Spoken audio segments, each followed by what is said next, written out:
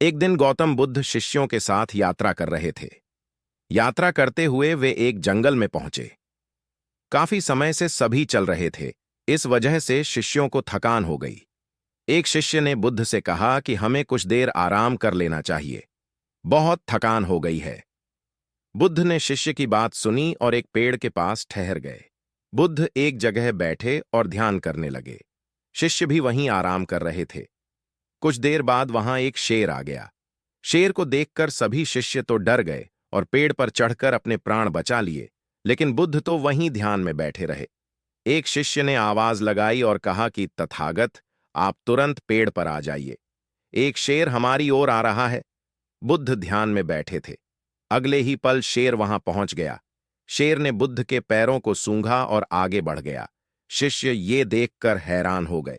शेर के जाने के बाद शिष्य नीचे उतर आए। कुछ देर बाद बुद्ध को एक मच्छर ने काटा तो बुद्ध ने तुरंत हाथ से उस मच्छर को उड़ा दिया। ये देखकर एक शिष्य बोला कि अभी थोड़ी देर पहले एक शेर आया था, उसके सामने तो आप शांत बैठे थे, लेकिन एक मच्छर की वजह से परेशान हो रहे हैं। बुद्ध ने कहा कि जब शेर आया था तब मैं ध्यान कर रहा था, मैं मेरी आत्मा के साथ था। अभी मैं ध्यान नहीं कर रहा हूं और मैं तुम्हारे साथ हूं। इन दोनों ही स्थितियों बड़ा फर्क है। जब मैं ध्यान में था तो बाहरी चीजें मुझे प्रभावित नहीं कर रही थीं।